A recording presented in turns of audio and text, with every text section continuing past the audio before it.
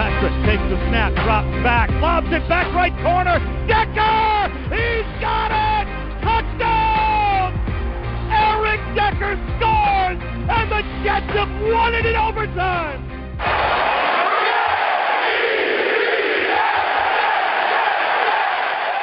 This is the Jet Take with Ben Blessington and Kyle Fahey.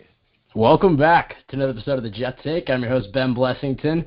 Joining me now is live from the same room instead of a remote podcast is Mr. Greg Armstrong. Kyle will be joining us in about 15 minutes. He's coming back from a high school football game. You know, stupid high schoolers.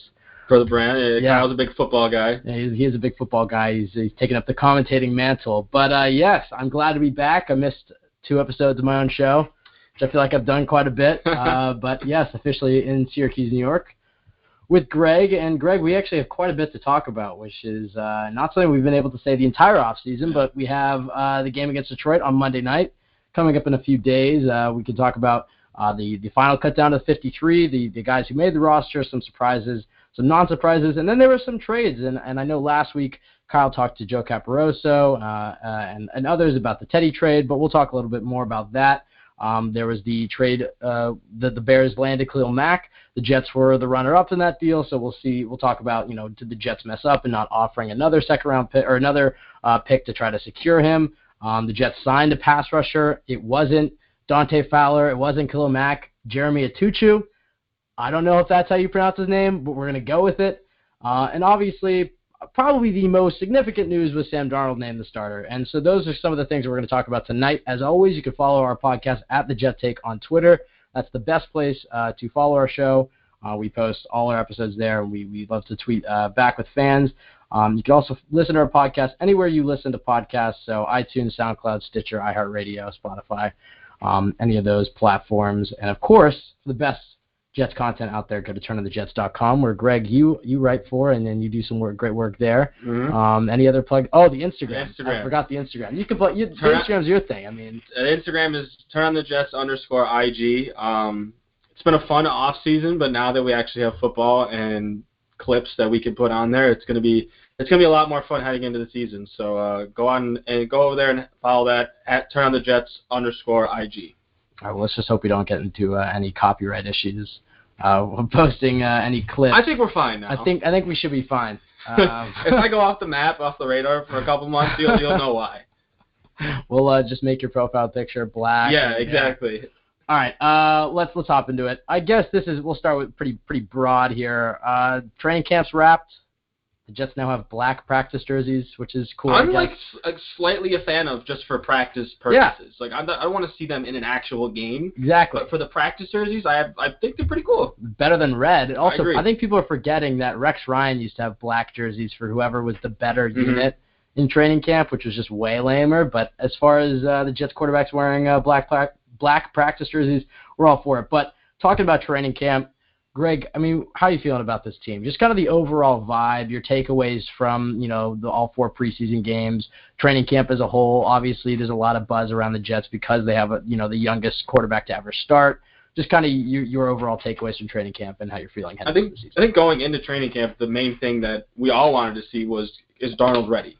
And it wasn't going to come down to stats. It wasn't going to come down to watching all the stat lines from each game, but it was just more about how he actually looked. And by all accounts, he looked phenomenal. He looked a lot better than even I expected going into the preseason games. From game 1 to game 3, he looked composed. He looked like he was, like a 5-year vet and not a rookie, which is something that is huge going into this season because before training camp, it was, is Darnold going to look ready? Like, what if he's not ready? Then do we start McCown? Do we start Bridgewater? Like, how do we go into the season? But now that that's off the board and Darnold is starting, I think you can call this training camp a success. Oh, definitely. I think once Sam Darnold led that touchdown drive against Atlanta, I think we kind of knew. I mean, we had Manish Mehta on at the beginning of training camp, and when he said that he fully expected Sam Darnold to be the starter, and at that point, I mean, I think Darnold only had 2 practices because he held out for that at the beginning. I mean, Jets fans lost their minds. Yeah, and now nobody remembers that. But, I mean, Manish Mehta said, I expect Sam Darnold to be the starter. I remember being kind of surprised. I was like, well, I mean, I think Bowles will probably drop, McCown out there because we always picture Bowles as this like dinosaur, and in some ways he is, and his views on going for it on fourth down and whatnot, but and time management and a bunch of stuff. But you have to remember last season he gave Hackenberg every chance to be the starter, and all he had to do was have a Darnold-like performance. But obviously Christian Hackenberg is not Sam Darnold, and that's a very good thing for the Jets. Talking about Darnold though, now that he's officially been named the starter, now that we know he's going to hopefully start all 16 games, and I would say potentially more. I'm not going to put fingers crossed. Why not? I guess. I think that's probably more of a 2019 type of topic. But do you have any predictions, kind of stat line predictions, expectations, kind of for where he's going to fall? I mean, how do you think the Jets are going to handle him? I guess first off, that's probably a better question. And you think about how Brian Schottenheimer handled Mark Sanchez and kind of the red light, green light type of approach, and only throwing 20 passes a game and whatnot. We'll start with that. Do you kind of think that's how they're going to handle it? Do you think they'll coddle him, especially at the beginning of the season, especially since we've seen some issues on his deep balls, and then translating over, how do you think his stats are going to look as we get towards January? We didn't really see much of them opening up the offense in the preseason, which is fine because the offensive line was terrible, and you don't want to have them stand back there for 5 or 6 seconds and just get obliterated by defensive lines and blitzes. I think in the beginning parts of the season we're going to see them gradually open it up more. I think they're not going to have the same preseason offense going into the regular season. Hopefully he develops a rapport with Robbie. Robbie looked really lackadaisical in the preseason. You hope to see that he can actually be the Robbie that we saw last year and make some strides on that one.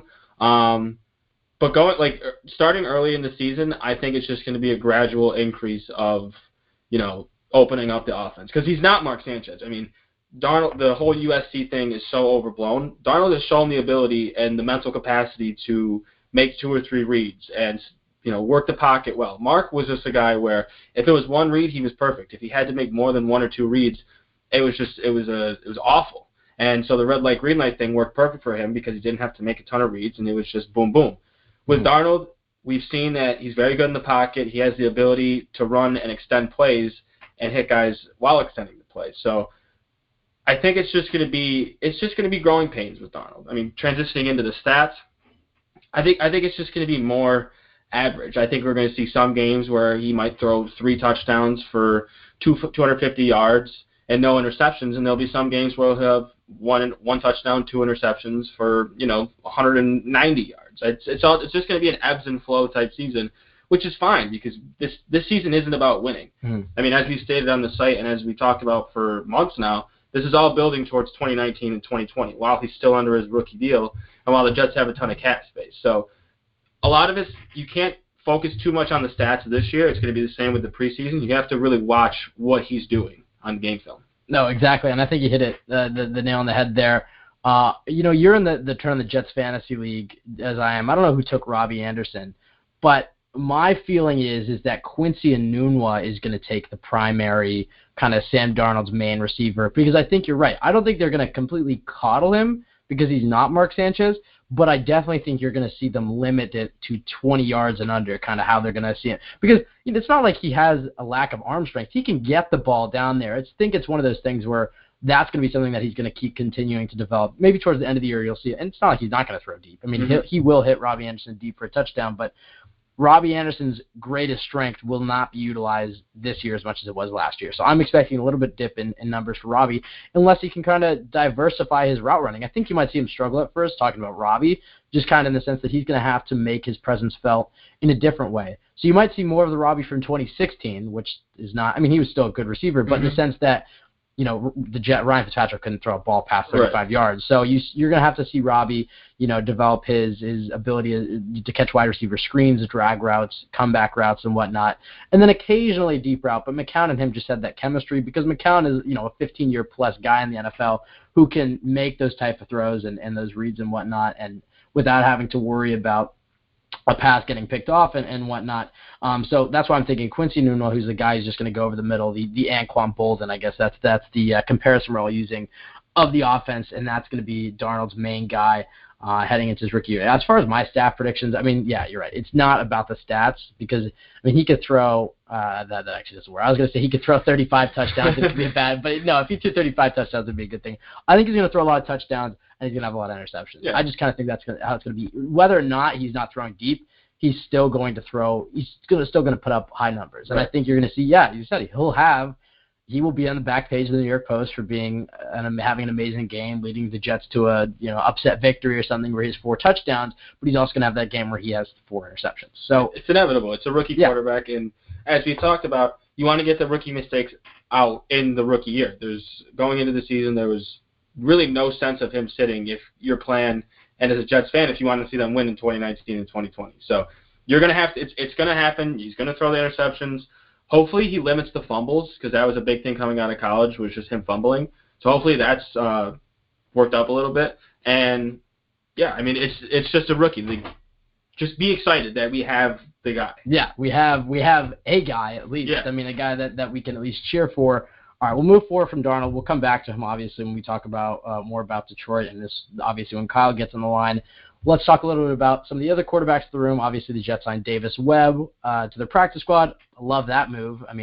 Stick it to the Giants, because this is the guy that they didn't draft Sam Darnold for, and the Jets signed him to the practice squad.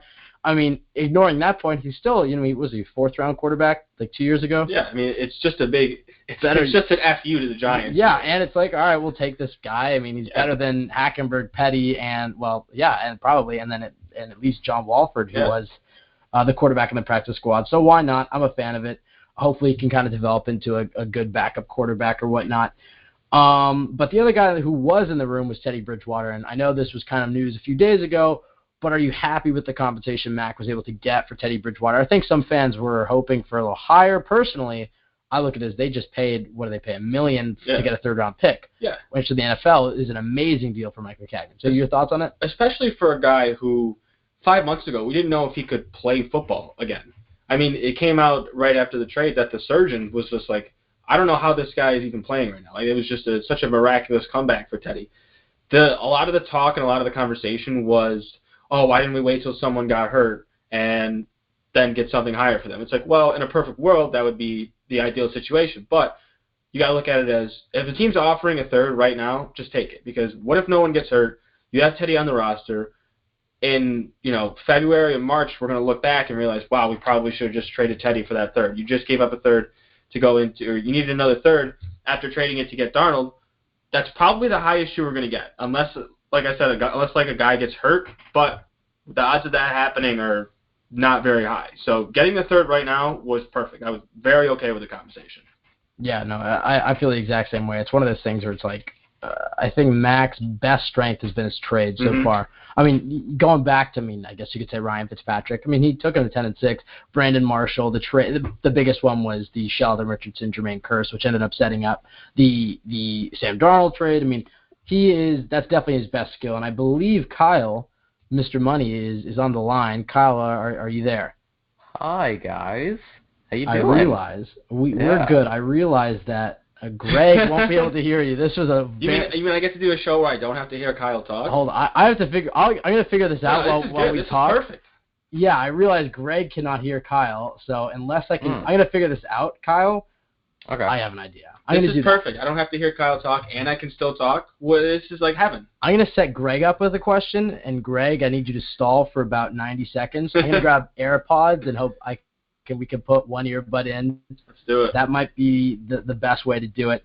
All right, well, I'll turn to you. We'll just go to our next topic. We're going to talk about Khalil Mack. Obviously, the Jets were the runner-up team. I believe it was Ian Rappaport kind of reported that maybe it was because the Jets were in the AFC. That was the thing that the Raiders thought about. One, John Gruden insanely dumb for trading his best player on his roster.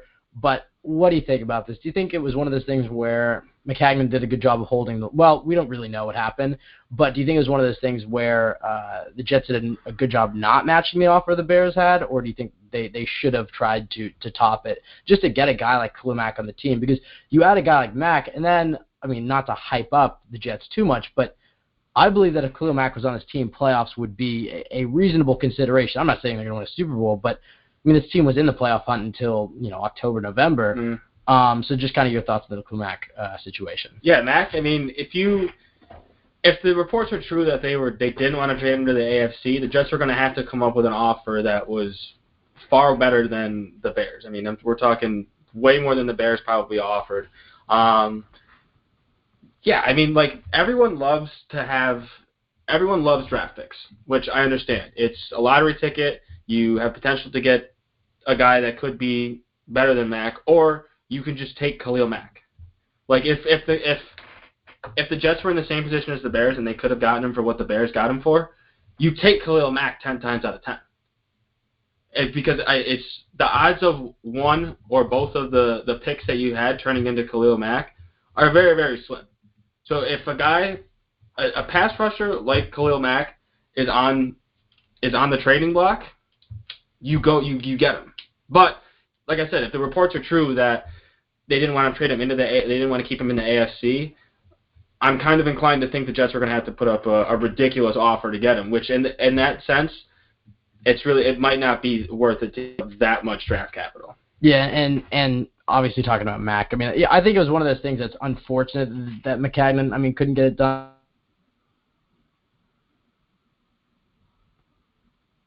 Deal. I will say, kind of moving forward, talking about another trade, as Kyle, I promise we almost figured out this AirPods situation, so you'll be able to hear each other in about 30 seconds. I think your mic just went to the AirPod because you cut out significantly, and now you have less audio. Okay, hold on. Give me a second then. Hey, Kyle. Hey, Greg. How you doing? Input. Doing good. How are you? There we go. There we go. That should be much better. Okay. Yeah. That significantly better. Okay. Yeah. That was really stupid of me to use the beats. No. I don't know why we didn't even think of that. That was incredibly dumb. To be fair, I mean, as I said to Greg, this is the first time on a podcast where I'm actually in the room as the same person, so it's quite odd. But now that we figured out the glitches, it's not me. I would choke you. Oh God! I said that to Greg that having both of you on the show. Sexually. I know you did, Kyle. Okay. All right, Kyle, I'll turn it to you to talk about Khalil Mack. Your thoughts on what happened. I will say that John Gruden is stupid, but he's not an idiot. I don't think he wanted to send Khalil Mack to the AFC, and the narrative that has been put out that he didn't know about the second-round pick, I think that's bullcrap. Reggie McKenzie is all but retired. I mean, he's already golfing, basically. This was John Gruden's move 100%. He didn't show respect to Khalil Mack. He didn't show respect to his team. And not to make this the Raider take, but as a Raider fan and as a Raider player right now, this shows you in John Gruden's locker room that you can do everything absolutely perfect, be an outstanding player on the field, off the field, never cause any problems, and just ask for the money that you deserve, and they'll trade you in a heartbeat without even second-guessing themselves. They will leave their team in a lesser situation, probably cost themselves 2 or 3 wins for this year, just because of spite and not wanting to pay money. It was either Khalil Mack or Derek Carr was what John Gruden made it out to. Oh, we can't afford both guys. The clear answer there is Khalil Mack. I don't think Derek Carr is really your long-term solution at quarterback. He had one nice year, and that was it. Everything else has been plagued by injuries and, frankly, crappy play. You know, him and Amari Cooper haven't been playing well, but that's off the topic. Khalil Mack, I think the Bears got a steal. 2 first-round picks that will never probably even compare to Khalil Mack as a talent level. Just to put this in perspective, the Bears are probably going to have around, I don't know, probably like the 20th pick. I think they'll have a relatively good year. So you look around the 20th pick, Darren Lee, friend of the podcast, Calvin Pryor, not friend of the podcast, not friend of the Jets organization. Just to put it in the mindset of Jets fans on... Whoa, wait, Kyle, do we have to change that to like amigo of the podcast? I've been very busy, but I briefly checked the chat. I will fight Joe over this because I only know Pod Save America because every now and then it just goes through my Twitter feed, some guy listening to it or whatever.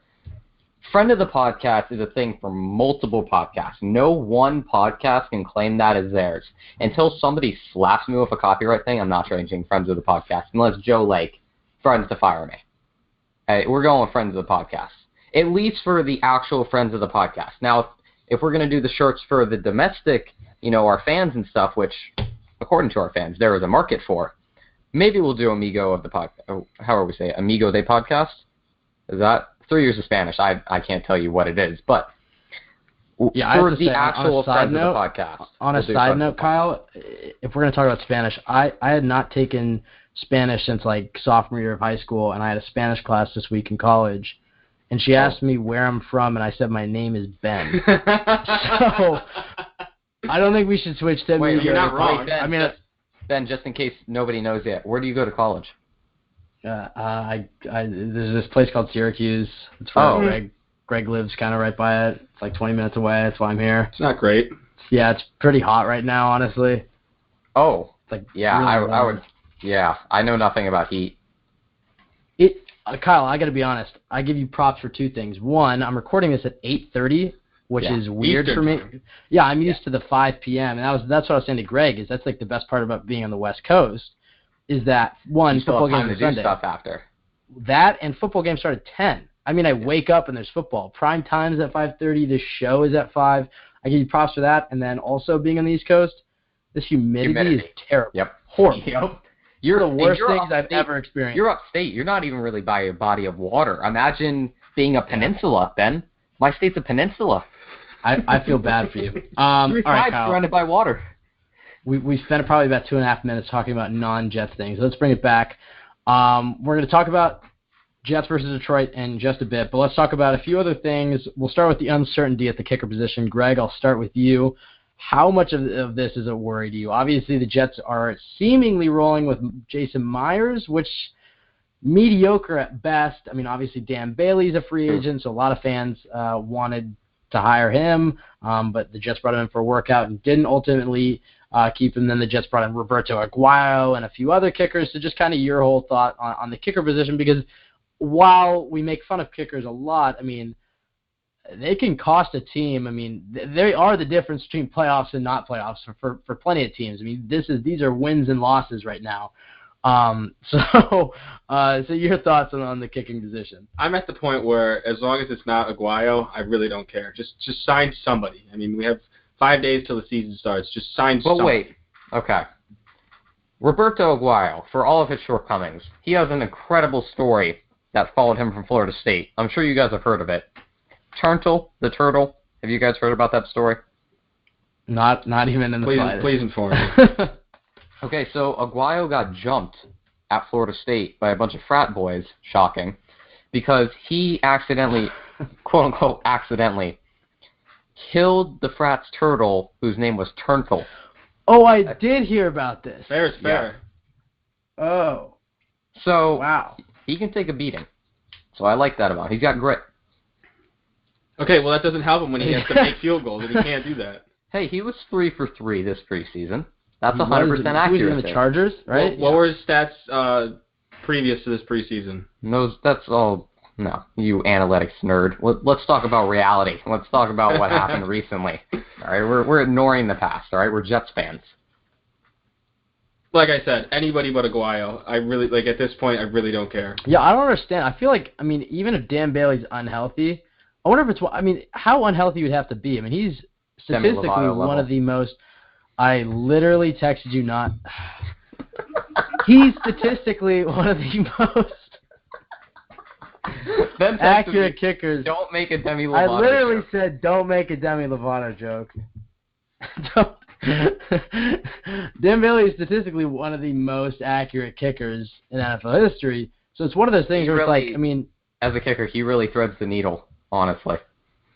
He's a great kicker. worse than your first joke. I think you should have quit while you were ahead.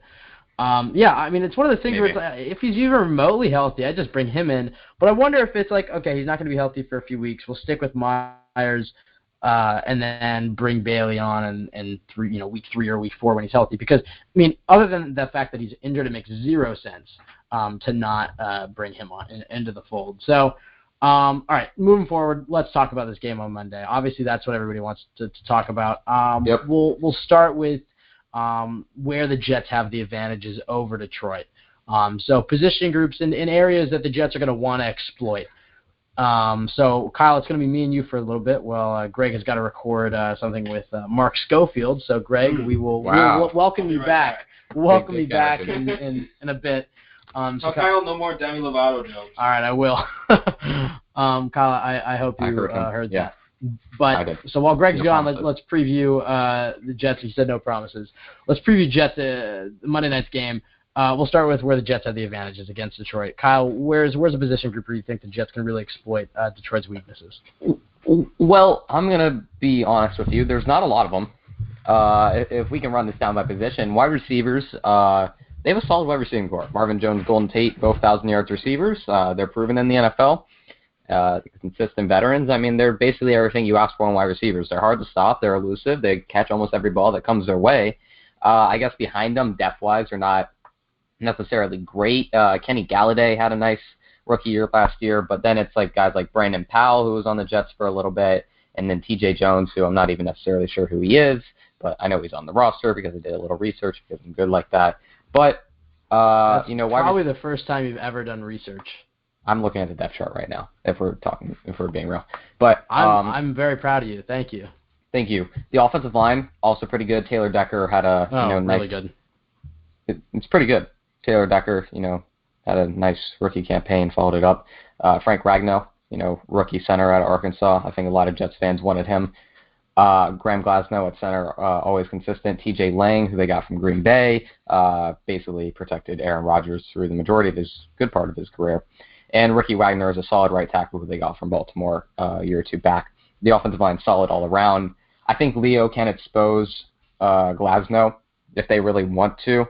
Obviously, they want to, but they're going to have to primarily focus on the center position because there's not a lot of weak points on this offensive line. As a unit, they're pretty strong. And then, obviously, Matt Stafford. I consider him one of the better quarterbacks in the game, very underrated. The running game, kind of like what the Jets have right now, just a couple guys who can get the job done with LeGarrette Blount and Amir Abdullah. LeGarrette Blount has had 2 Super Bowl victories, and he's been a 1,000-yard back before. I think he wasn't. I would say their backfield's in a better position than the Jets are in because one, I mean, you forget about the Johnson. I know, running back by committee. But and then they have Amir Abdullah, Theo Riddick, LeGarrette Blount. I mean, I'm looking through his depth chart as well, and I gotta say, Nick Bellore. Why does that name sound familiar to me? He was a Jets linebacker. I guess he's a fullback. Is he a running back now? Oh, yeah, he's a full. Oh, that makes more sense. Anyways, but like looking through this team, there's not many weak points, I will say. I mean, obviously, they're not amazing in really any position, but they're pretty well-rounded. I mean, I think Matthew Stafford, as you said, is a very good quarterback, but is he Aaron Rodgers? No. He's probably, around, would you say? Yeah, but he's probably towards the bottom. He's around 9, around 10. But that's significantly better than what we have. And that's very good. No, that's right. That's right. And then like LeGarrette Blount, Theo Riddick, Karen Johnson, that's a great running back backfield, but you're not facing Le'Veon Bell. Well, I guess no. I don't think anybody is. Yeah. And then you look at the receiving core. They have Golden Tate, Marvin Jones Jr., who had like 4 touchdowns against the Jets a few years ago, Kenny Galladay. So that's a pretty solid receiving core. But again, so they have nobody they don't have a position group that's like amazing. I mean, I was looking at the offensive line. I made a noise when you said they're pretty good because I'd say they're definitely one of the top offensive lines in the league when you look at just obviously Taylor Decker is one of the best. One of the better left tackles in the NFL. Ragnow is a guy that we had talked about the Jets drafting, so obviously he's a guy to consider. Graham Glasgow, again, we talked about this I think probably a few months ago. When you think of a center in the NFL, I mean you don't need a guy that's unbelievable. You just need a guy who's pretty average, and that's exactly what Glasgow is. T.J. Lane, Rick Wagner. So looking around this team, there aren't many positions where where there's a weak point where the Jets can attack them. We haven't even talked about defense or special teams, which is special teams is going to play a huge part in this game because the Lions have one of the better special teams units in the NFL when it comes to the 3 special teams positions: kicker, punter, and long snapper. In between the alcoholic Matt Prater and the always consistent Sam Martin, the Jets are going to have some problems, especially seeing as we haven't had a real consistent guy at punt returner. I mean, Sam Martin's one of the best in the game. He'll pin you back there, and God forbid a guy's got to chase the ball. I guess Andre Roberts is going to be our returner, but I guess he's kind of dependable, but we really haven't seen him all that much. And the guy we saw the most of was Trenton Cannon, and he fumbled 3 times. So I'm not confident in the special teams right now, and that's not even talking about the opposite side of special teams that gave up 2 return touchdowns. Yeah. Let's talk about the defense. And really quickly on the offense, the summary of that for the Jets is what you're hoping for is just kind of to keep him in the middle of the field, keep him around in between the 40s, and just force a lot of punts. And you're just going to hope for a lot of 3 and outs. So in Bowles' system, when you have a situation like that, I think you're going to kind of want to keep it tame. You have a great secondary, so you can trust him and send a lot of blitzers. But I feel like the only way that the Jets are going to get absolutely destroyed in this game is if they take a lot of risks and those risks don't pay off. Obviously, Bowles can be a risk taker, but I think it's almost one of those things where it's like, play your corners, pressure corners or whatever and do whatever you want to do in the secondary because I feel like that's where the Jets have the advantage. But as far as everything else, just keep your guys, stead pat, and I think you just trust your defense because I think you're going to see a lot of third and 4, third and 6, whatever, at midfield. And I think the Jets are going to be able to win a lot of those battles because it's not like the Lions offense is spectacular. They're good, and they're going to capitalize if the Jets make a mistake. But if the Jets don't, it won't be a huge issue. Now, talking about the defense, there are a few positions here where the Jets really have to watch out for. We'll start with their defensive ends. Obviously, Ziggy Ansah, a guy that I had wanted the Jets to potentially pursue if he was able to hit the open market. He didn't, but I can already see him coming around the corner and hitting Sam Darnold on a blindside blitz or whatnot, and I'm worried about that. You already know Matt Patricia, former defensive coordinator for the Patriots, is going to want to send heat, and especially when you're going against a rookie quarterback. I mean, they're going to send the kitchen sink at Sam Darnold. It is going to be 8-man, 7-man rushes, and Darnold's going to have to show off his processing speed. And I think the risk there is that the Lions have a very good corner in Darius Slay. And I think wherever he's lined up against, probably against Robbie, is where you don't really want to throw. And I think you're going to see some single coverages there, and it's going to be tempting, and maybe that's where you target it, especially if Robbie can get over the top of Slay. But Slay is one of the fastest corners in the NFL. I think you're going to have to see Sam Darnold kind of utilize the tight ends, his third, fourth receivers, kind of to counter these rushes. I think you're going to see Jeremy Bates call a lot of quick passes, a lot of short passes, a lot of rollout passes, kind of what we've seen in the preseason, just a little more nuanced. I don't think you're going to see him take as many shots. This is kind of what I was saying to Greg before you got on, is I think you're going to see a dip in Anderson's numbers because the Jets are going to keep it, somewhat mid-range throwing. I don't think you're going to see the Jets throw it deep, at least too much, at least at the beginning of the season while Darnold keeps getting adjusted and whatnot. So Quincy Enunwa is going to be huge in this game. If Quincy Enunwa can consistently get open and get his 10, 15, yards after catch or whatever he's doing, he's going to be huge, especially, and the other point is the run game. I mean, that is if you can attack the second level of this defense, which is where I'd say there's a slight weakness between Christian Jones, Gerard Davis, and Devin Kennard. If you can get a guy like Crowell into the second level, and more specifically Bilal Powell, because that's more what Powell is good at, I think you can see the Jets do well in this game. Kyle, I talked for a while there. I'll turn it over to you to talk about the defense. I will say very quickly, Kerry Hyder, starting defensive end for the Lions, was on the Jets and was with them with training camp. I have a video, and I will send this to you, of 5... Same video I'm thinking of? No.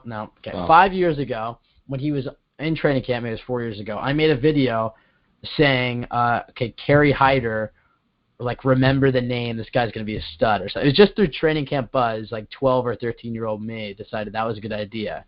Then the Jets let him go, completely forgot about the video, and then he was leading the NFL in sacks through 9 weeks or something last year. So, just saying, I mean I'm not a genius, but I'm not a genius. So, I agree with your first statement. All right, let's talk about the defense. The defensive line, an exception to Ziggy Ansah and Ashaw Robinson, who are guys obviously they're pretty high on, is all right. It's probably the weakest point on their defense, right there with linebackers. It's not horrible. It is the definition of average. I don't think it's going to get you, a lot of sacks, but it'll get the job done. Specifically Ziggy Ansah, who is a Pro Bowler. He's going to be the biggest star on here, as I said. Moving on to linebackers, Jared Davis, going into his second year, University of Florida. I may be a little biased, just a little bit, but I really liked him coming out of the draft. He had a solid rookie campaign, looking to capitalize more in the sophomore year. Devon Kennard and Christian Jones, they're all right. Kennard's a little better. He was with the Giants last year. I think a lot of people blamed him for some coverage problems, so maybe that's something we can expose in the middle of the field. Quincy and Terrell love to run those in the middle of the field routes, so we can definitely work something there. And then the secondary, definitely the strongest part of their defense, in my opinion. Darius Slay, Pro Bowler. Glover Quinn, Pro Bowler. Dangerous duo there. I mean, you cannot make mistakes in routes. You cannot make mistakes as a rookie trying to shake a guy off of your eyes. They're not going to fall for it. They are professionals. They are millionaires. They're Pro Bowlers for a reason. Quandre Diggs, later round guy who I liked a couple years ago from 2015 draft, I think. He's gotten that starter role now in the strong safety position. Solid guy, just your average veteran safety. He's on the young side, though. And then Nevin Lawson is a guy who has been with them for 3 or 4 years now, he's been opposite of Darius Slay for most of his career. They're a nice little tandem there, but Lawson is definitely the weak point of the secondary. So it's not like they're unbeatable, but I wouldn't want to be throwing towards Glover Quinn as a rookie quarterback. And I know that's something that the Jets are going to prepare Sam Darnold for, and it's not like he hasn't played against good defenses before. It's just that this is an NFL level. It might be a little faster. Mm-hmm. I'm not expecting a lot out of the Jets in this game. I think overall they're just outmatched, and I don't expect Sam Darnold to be the hero that he will be later on in the season when, he starts getting it. Because he does have to speed up. This isn't just I want Jets fans to realize that this isn't going to be Sam Darnold stepping in and throwing 3 touchdowns and 1 interception for 200 yards. That's not going to happen, folks. And if it does, we have a prodigy on our hands. So let me just make sure I get that out there first. But that isn't going to happen. I don't think that's going to happen a lot this year, but we're going to see great strides throughout the year in progress and get better and better and pick up more of the offense. But the start is probably going to be rough. Yeah, no. So let's talk about that in a second. And just to recap, kind of to summarize, I know Kyle and I both kind of went on longer rants there. I think there are 2 players that the Jets need to contain, and the Jets offensively need to watch out for Darius Slay and not throw his way as much as possible. Try to limit the target towards him, because he's a guy that when the pressure comes, if the Jets throw his way and he can get an interception, it could really change the momentum of the game. And then the other guy, I think defensively for the Jets, is LeGarrette Blount. Obviously, they have a running back by committee approach, but you have a guy like LeGarrette Blount who's just such a violent and physical runner, and especially the first game of the year. Remember when the Jets had a guy like Chris Ivory, how much more effective was he in September than he was in December? When his legs are fresh, I mean, obviously he's with a new team, so maybe he was a star. Obviously he's with a new team, so maybe there's some rust there. But, beginning of the year, power running backs are dangerous, and Blount is one of the best power running backs in the league. So, again, kind of how I talked about with the Jets, if he's getting into the Jets' second level of their defense, which is the big weakness of the team, if you're having to watch Darren Lee or Jordan Jenkins or Avery Williamson or Josh Martin, whoever, chase him, 15 yards past the line of scrimmage or whatever, you're in for the Jets could be in for a rough night, is basically what I'm trying to say.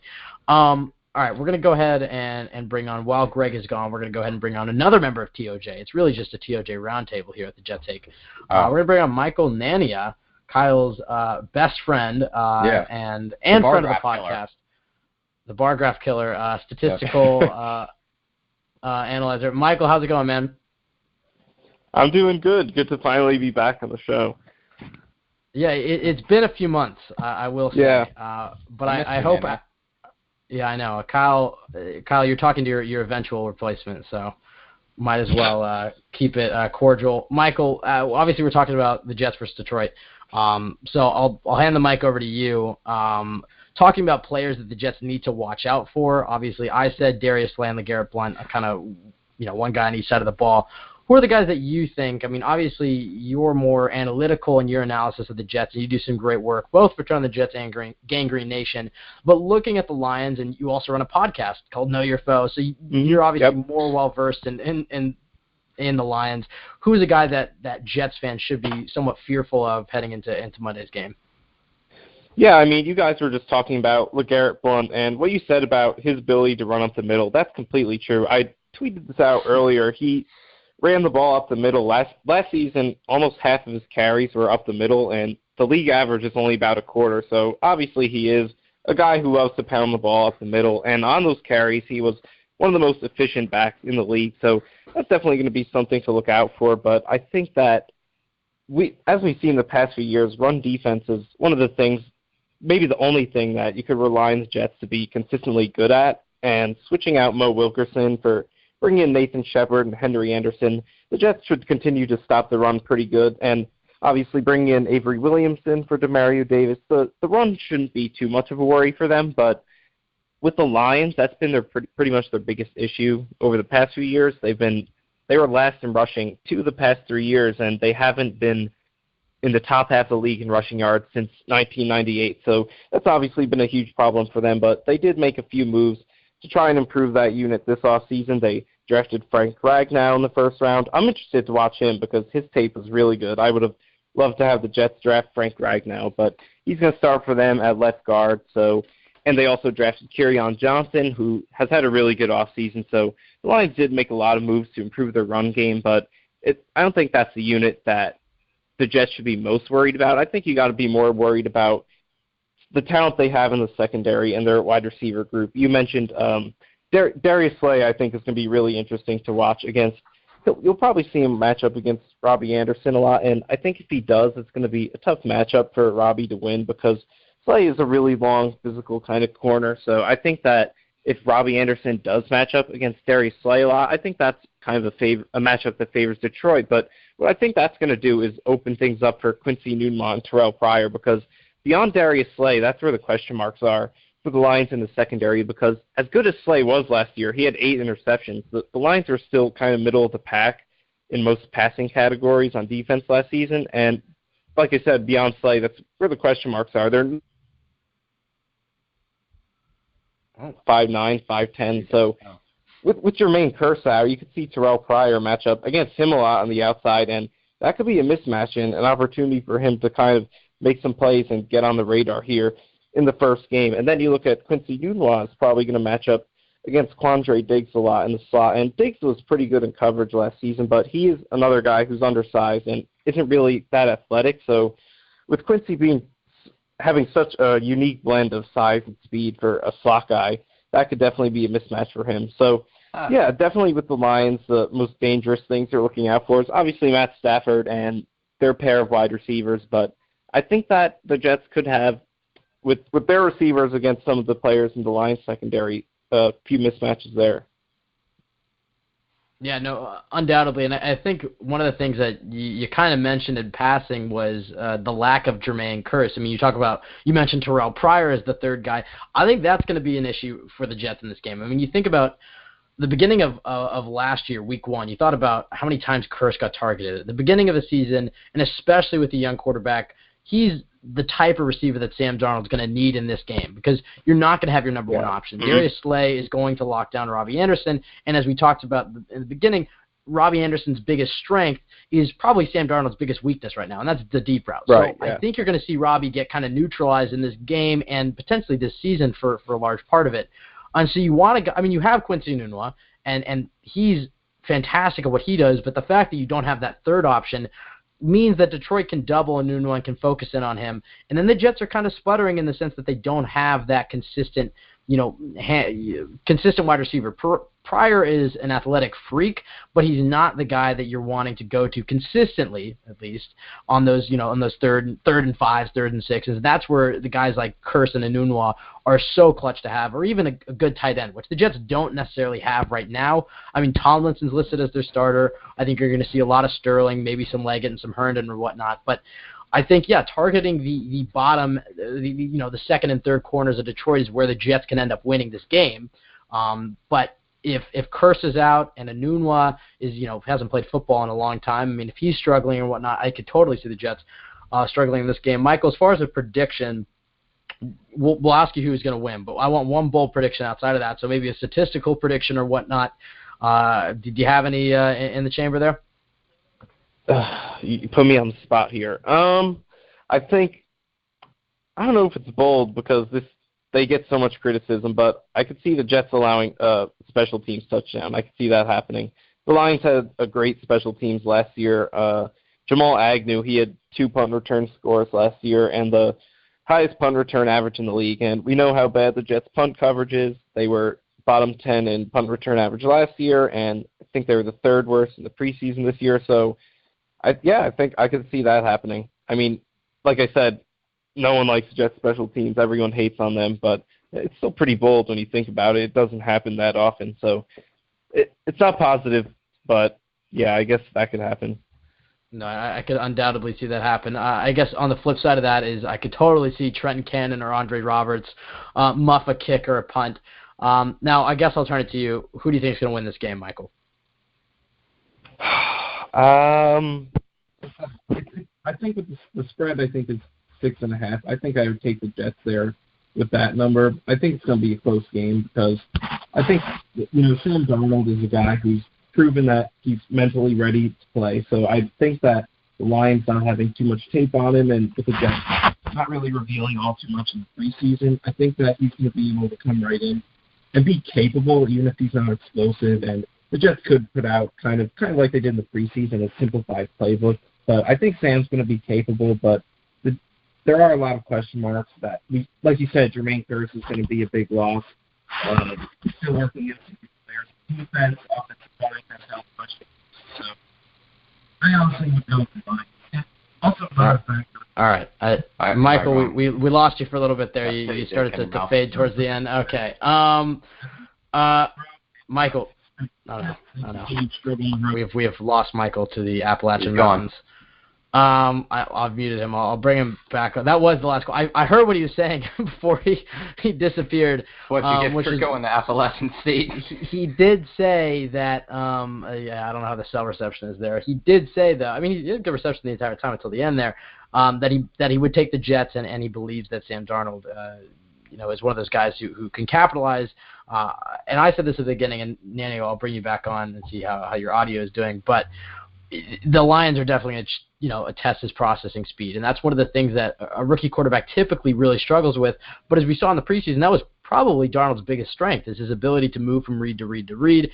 Patricia's going to send, 7-8 guys on a rush any given play, and we're just going to have to see how that goes. Nanny, I'm going to bring you back on so you can do your plugs.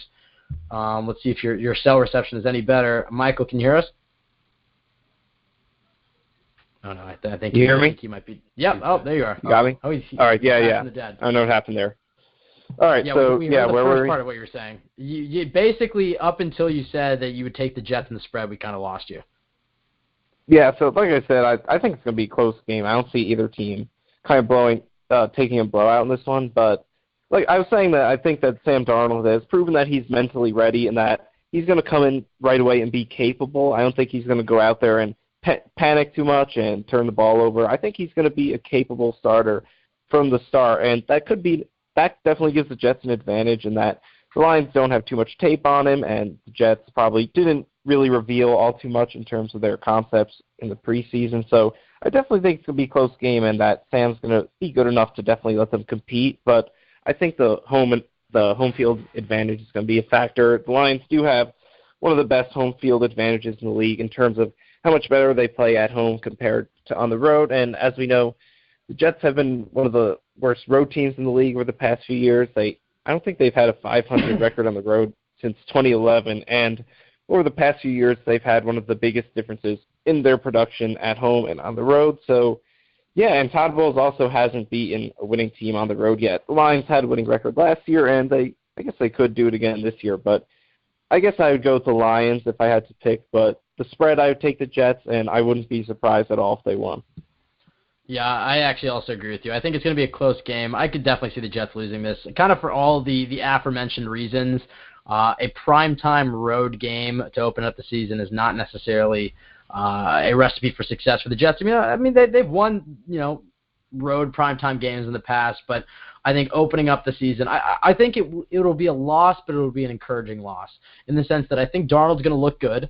I think he'll throw an interception or whatnot, but I think he'll have 2 touchdowns or whatnot.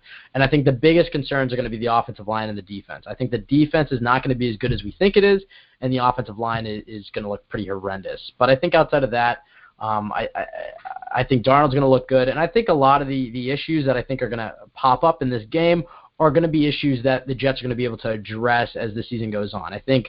Not to cut you off, but I think I think the Cincinnati game from 2016, I think that's kind of what I could see happening. You saw a lot of things that were encouraging based off of what happened at the offseason. Quincy Nunez was breaking out. They scored in the red zone. The defensive line was active. All the stuff that was all hyped up. But then the reason they lost the game is because issues that would come back to haunt them the rest of the season. They gave up a ton of big plays in the passing game. The Revis looked washed up, and obviously that would continue to haunt them. They had special teams issues in that game, and they just didn't make plays in the spots where they needed to win the game. So I think that's kind of what you could see. Obviously, it's a different situation playing on primetime on the road, but yeah, and I think you'll see things that will definitely encourage you, but some of the issues that could haunt them throughout the year, like the special teams, like the O-line, I think you could see them struggle with things like that.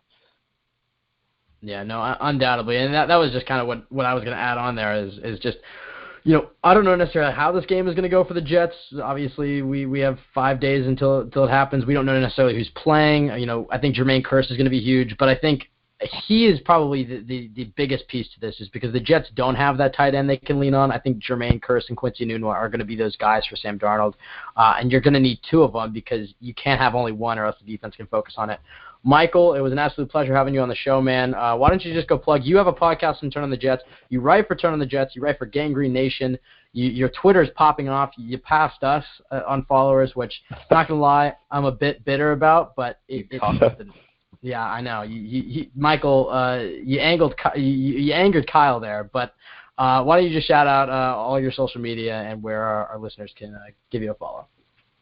Yeah, you can follow me on Twitter at Michael Nania. That's Michael_Nania.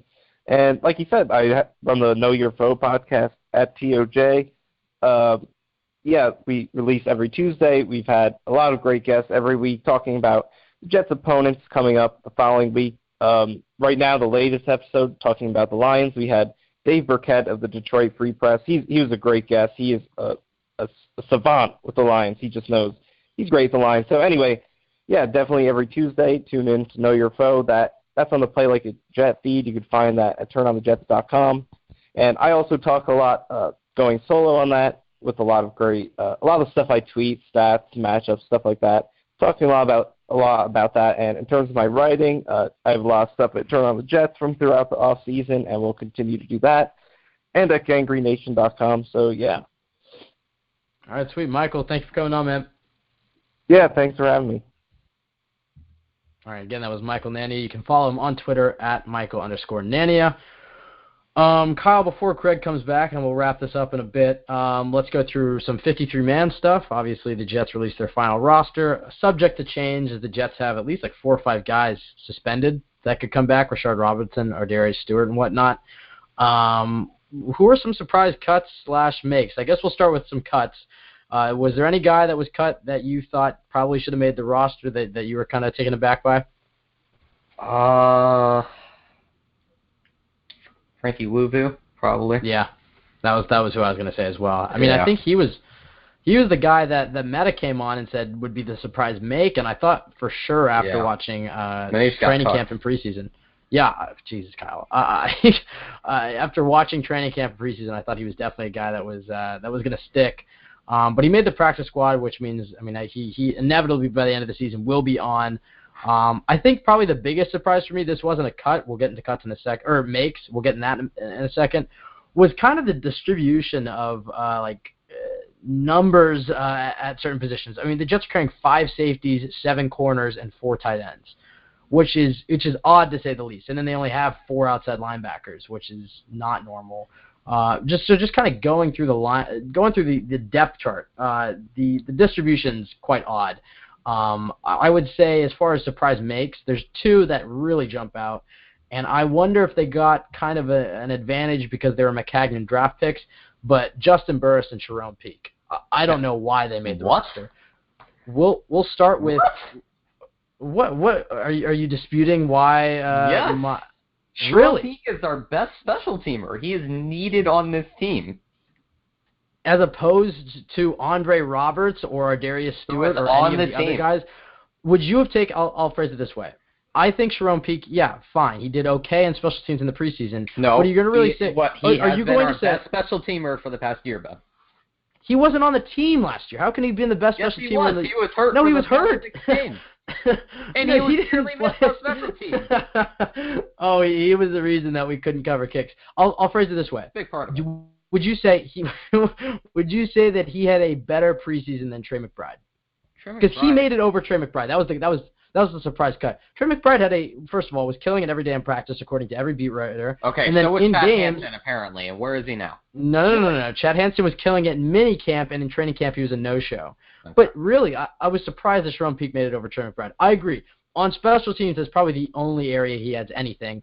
As a wide receiver, he had the touchdown against Washington, I guess, but outside of his big frame, he doesn't really use it, so he doesn't even add that. I guess, yeah, if you wanted an extra special team gunner, you could keep that. But are you sure that keeping him over a guy like Trey McBride or an extra offensive lineman or an extra defensive lineman or an outside linebacker was a better move. Yes.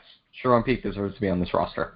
I don't agree with that at all. But moving forward, talking about the other guy, Justin Burris, do you think that he deserves to be on the roster? That one's iffy. I think Todd Bowles likes him a lot. I mean, to be fair, he's not a pathetic depth corner. He is a guy that the Jets have had for a while. He's familiar with the system. He's got good size, decent speed. I mean, you don't want to throw away guys like that and go and pick up a brand new guy and then, like, he has to get adjusted to you for basically 2 or 3 weeks. So why not just keep Justin Burris? If they felt that, maybe a extra offensive lineman wasn't necessary, that they liked the guys they had, they decided to go with that. I'm not 100% defending this. I'm just saying I can see the reasoning behind it because I'm not a huge Justin Burris guy. Yeah. No, and he didn't. It wasn't like he had an amazing preseason. I think he had an interception off Hackenberg, but that was kind of his only thing to note. Right, do you think he's just a placeholder? That really doesn't mean anything. Do you think he's just a placeholder for Rashard Robinson when he comes back from suspension? It's a possibility. I think there are a couple guys that may, will probably be cut by like week 2, week 3, who the Jets just want to basically see in the regular season. That always happens. There's always a guy in training camp who's like, oh, look, he made the roster, and he's a veteran, and it's like, oh, all right, he wasn't getting snaps. All right, somebody's healthy again, bring him back. Like when Rontez Miles gets healthy, somebody's getting cut. I'm going to assume it's Ardarius Stewart, because when is Rontez coming back? Wait. They're going to cut. They already have 5 safeties. So it would be one of the safeties. It would probably be one of the safeties. Yeah, that's a fair point. I don't know. You're more enamored with Rontez Miles, and again, it goes back to the special teams. I know, but J.J. Wilcox looked good on special teams in preseason as well. You're not a J.J. Wilcox guy either. I'm not a J.J. Wilcox guy. I'm not. Right. I don't like him. Don't like his name. It comes back to the name. That with Darren Lee and who was the other guy? There was another guy that you just refused to pronounce his name as well. All right, we'll go through some final quick-hitting topics here. Friend of the podcast. We'll go through some final quick-hitting topics here, and then we'll wrap it up. I was hoping that Greg would be back from his. That would have been a great pun, because Greg and I used to do a show called Quick Hits, but I resigned from that. Was that the thing on Instagram? It was. The 2-episode thing, and then the Demi Lovato joke killed it, or? Demi Lovato joke thing. We stopped recording that episode. We had to re-record. I mean, the joke was great. We'll go into, as this is kind of the season kickoff, I guess, we'll go into some large, big picture stuff. We'll start with a breakout player. I started to say Robbie Anderson. I said, who will be this year's Robbie Anderson? In the sense of a guy who was on the team last year, so we're not going to use any rookies, so no Sam Darnold, whatever, and who's going to break out, kind of out of his shell, maybe a past draft pick. I mean, obviously, McKagan has a lot that were from last year's draft that just didn't play at all. From Jordan Leggett or Darius Stewart, I guess Chad Hansen's now cut. But so we'll start with that question. A guy who you think will have a big breakout season. That's interesting because there's not a lot of guys at skill positions, where we usually see breakouts, if we're comparing it to Robbie Anderson. My answer would be Chris Herndon, but since you said it would have to be on last year's roster, oh man, that's tough. Because a lot of these guys that were on last year's roster are going to remain backups at best. So, I'll give a cheap answer. I'll just say Darren Lee. Wow. Yeah. Really? I mean, that's not a bad pick. I don't think Ardarius Stewart's going to do much because he's buried on the depth chart, and I don't think he'll be on the roster past week 3. And then don't have a lot of faith in Jordan Leggett because he's also buried. I'm going to go a similar answer, but different because he's not a friend of the podcast yet. Yes. We've tweeted at him before, and he's tweeted back. But I'm going to go Jordan Jenkins. That guy. That guy, yeah. Well, I think he's one of the most underrated Jets as he gets no love, partly because he doesn't get after the quarterback. Jeez Louise. I think it's one of those things where he will lead the Jets in sacks, and part of that is because the Jets have no natural pass rushers. But he's a guy who I think consistently, brings it on every down. He can play all 3 downs at this point. I mean, his strength is against the run, but he's even improved, in coverage And we saw it towards the end of last year. He was getting after the quarterback. So I think he's going to be a guy who leads the Jets in sacks. I don't think he's going to have as big of a jump as Robbie Anderson had from 2016 to 2017. But I think you're seeing he's finally going to eclipse that. This is so sad to say because this is like a big milestone in our minds. But he'll finally eclipse that 5-sack mark in a season. I think you could see him kind of getting 6 or 7, which for an individual guy and specifically an outside linebacker would be pretty solid production for the Jets. So I would say he's going to be my biggest breakout guy in that sense. Is that I think people are going to start to look at Jordan Jenkins as more of a pass rusher than they have in years past. Flipping that topic on its head, I guess this year's Muhammad Wilkerson, biggest disappointment. Kyle, again, I'll put you on the spot here. Do you have a guy? Oh, I could give the same answer possibly, but no. Oh my gosh. Friend of the podcast. Biggest disappointment this year, who was on the roster last year, Marcus May, because I don't think he'll play a lot. I think that injury is a little more severe than being disclosed to the public, and by the time he does start playing, he's going to take a while. I think Joe talked about this a little bit in his 30-pack. He'll be better towards the end of the year, but primarily not going to be a great year for Marcus May, and I think it's due to injuries, not because of lack of talent or lack of understanding, just getting out on the field. And I hope I'm wrong. Yeah, me too, because the last thing we need is another second-round pick busting. I'm going to go with Morris Claiborne.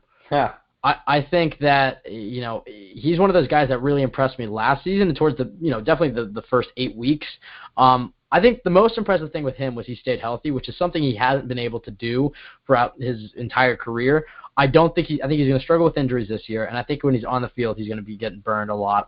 I just kind of have that feeling about him. I think Trumaine Johnson was a great signing, and part of the reason was it moved Claiborne over to the number 2 spot, which was, a lot of Jets fans viewed that, including myself, and I still view it this way as, well, Claiborne is more naturally suited as a number 2 corner. Now he's not going to be having to guard, a team's top wide receiver. He can kind of just focus on his side.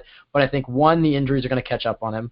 And 2, I think he'll struggle this year. I think I don't really have a concrete reason other than the fact that I think Trumaine Johnson is good, but I don't think he's as good as fans think he will be. I think Claiborne has some tough matchups on his hands, and I think he could struggle a little bit more as I believe that Bowles is going to press his corners more, and I don't think that Morris is going to really be I think Morris is just going to be kind of underutilized and not going to play to his strengths is kind of what I'm trying to get at. And so I don't think he'll be a Jet in 2019 either. But I'd go Morris Claiborne with biggest disappointment. That's a bit of a surprise because I think a lot of fans really like Claiborne, but they do forget the last 8 weeks of the year, he was, 1, injured for a good few weeks of there, and 2, when he was on the field, he was not nearly as good as he was towards the beginning of the year. And that's why we kind of saw an emergence of Buster Screen, is because Claiborne was playing worse. Screen started to play a little better, and then Screen's looking less like dog crap was definitely elevated. Good one, bud. Good avoid. Thank you. I did a good job dodging any curse words. We can put this episode as clean on iTunes. All right, last thing. I was trying to stall a little bit there Give me for some Greg. time. Well, last few questions here, Kyle. I'll go, as we head into the season, your biggest worry for this team. Winning games. I think, and I know that, don't comment on it. Let me explain. I think what everybody looked at last year is like, the Jets are competitive.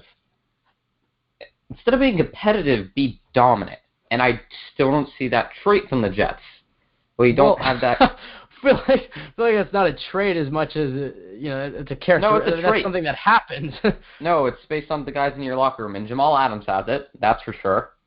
And okay, but that's an alpha mentality. That doesn't mean. I feel like characteristics.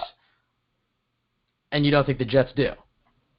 I don't think the Browns have it either. So you're saying the Jets' mindset going into the season is that they just want to be good. They just don't want to be 0-16 again, basically. They're heading into the season where everybody thinks the Jets are going to be absolute dog, crap again, and they're going to win 7 or 8 games, and they're going to pat themselves on the back. Is that kind of what you're saying, that they're kind of settling for less? They're not aiming for more? Or yes, in a way, and I think fans will take it too as long as they see something from Darnold. And I feel like Todd Bowles might get away with a really crappy season as a head coach and be bailed out by the fact that, we had a rookie quarterback, and look, he was improving. All right, I understand that. I could definitely see that as well. I think, Yeah, I mean, obviously talk is cheap, but that is something that the Jets players have been saying, is that they don't just want to be, they're shooting for playoffs, they're shooting for more. I think you're right. I think Darnold playing well could certainly mask a pretty bad season from the Jets. And that's what I said at the top of the show, is I think the defense is worse than people think it is. I think the secondary is good, but you look at, Marcus May. We have no pass rush. No pass rush. Yeah, we have no pass Zero. rush. And when you have zero pass rush, it doesn't matter how good your secondary is. If a quarterback has 6 seconds to throw it, he's going to pick it apart. And that's why I think Detroit will win. Yeah, that was going to be our next. That was the closing topic. But thank you for spoiling your answer. I think always finish early. I'm like Rick Pitino. Oh, Jesus Christ! Looking at Marcus May, though, he's one of those guys that really threw me off. I just hope you know that.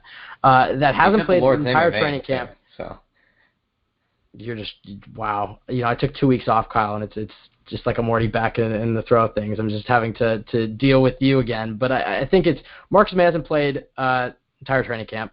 And I think you're right. He's going to be rusty coming back. Even though he had a pretty solid, first season, I think he's going to struggle given the fact that he didn't play at all in the summer, and then even towards the end of the season, he had some issues in pass coverage. So I think, whenever he comes back, he's going to be rusty.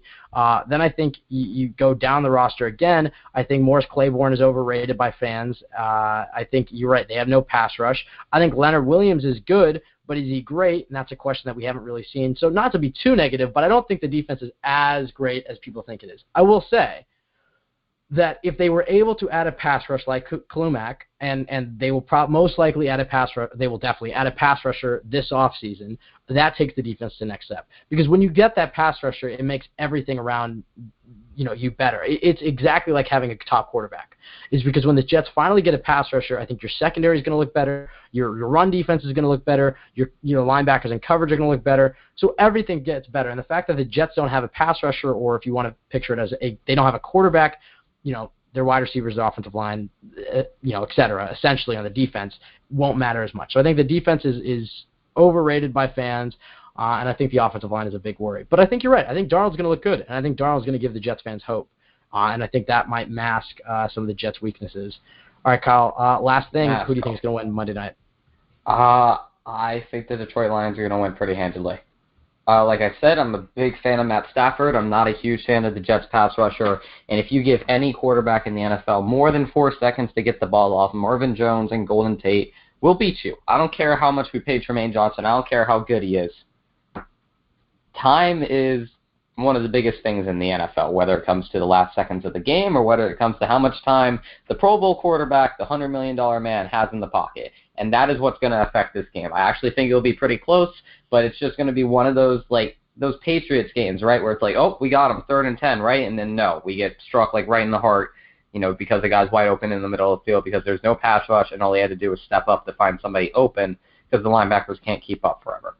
I feel like it's going to be one of those one of those games that just piss Jets fans off, and there's only a couple of good things to talk about. It'll probably be Sam Darnold and blowout out.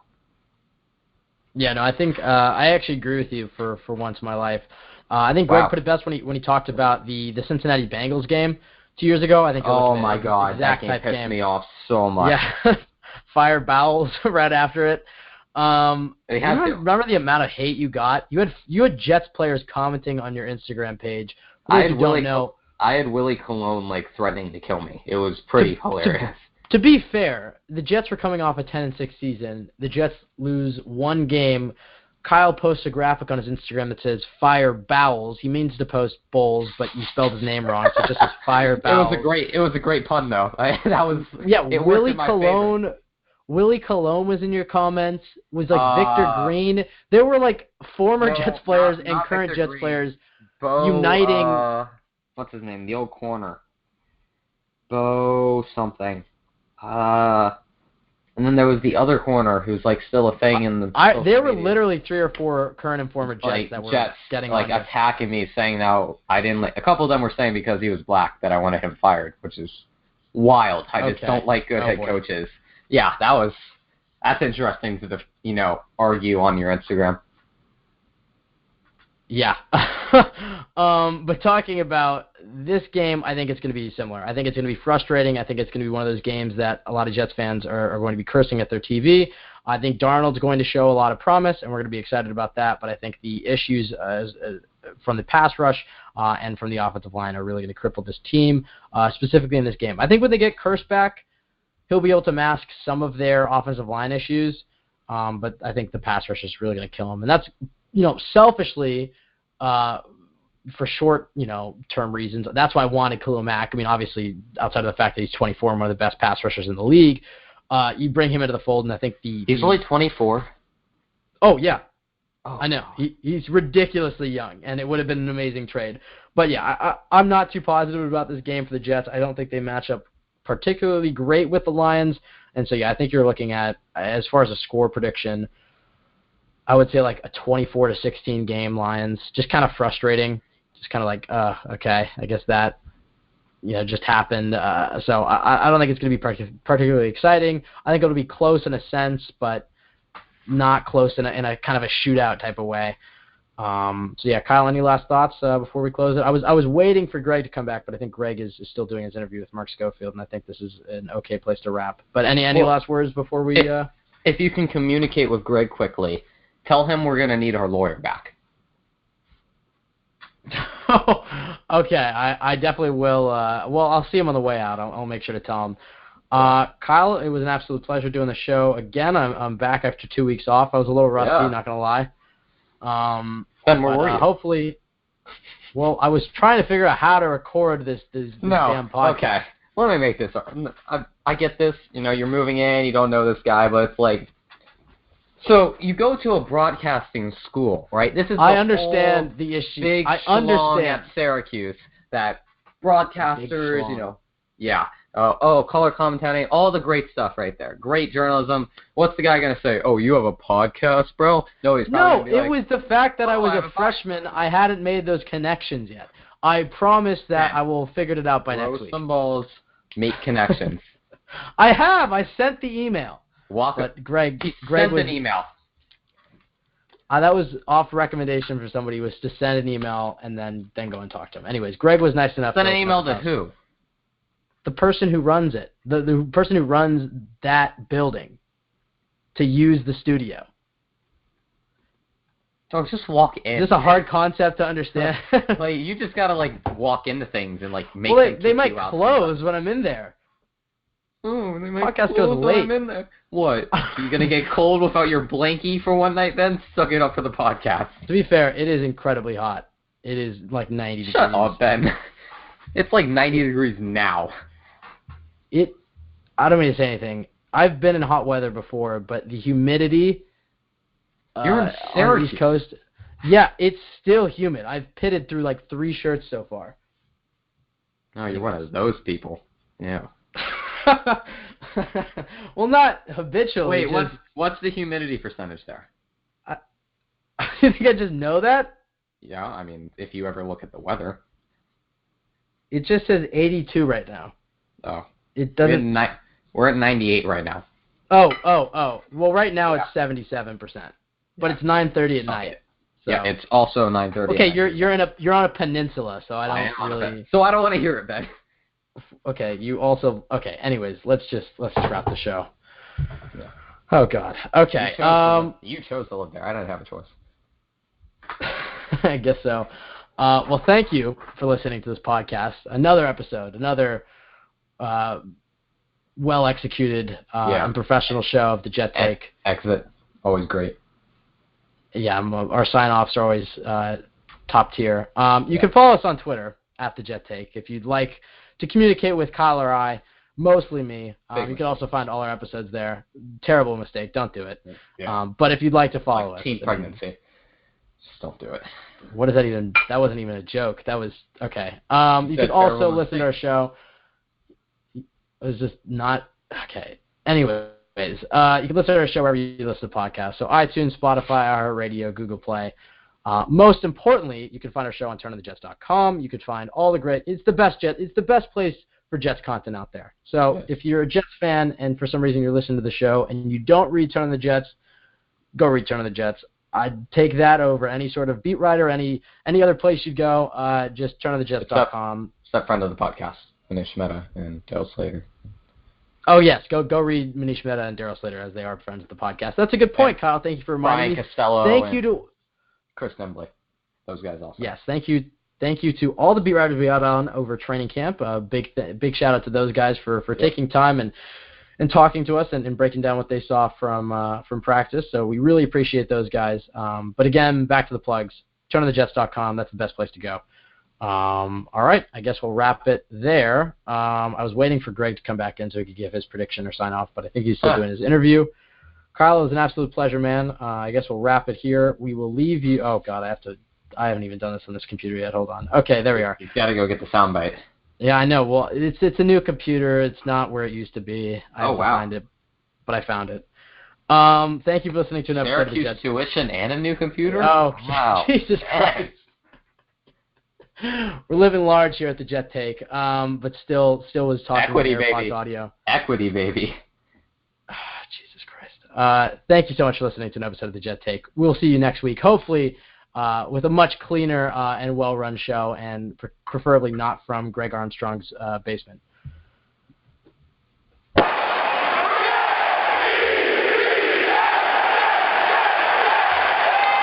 I mean, I don't have a problem being in Greg Armstrong's basement.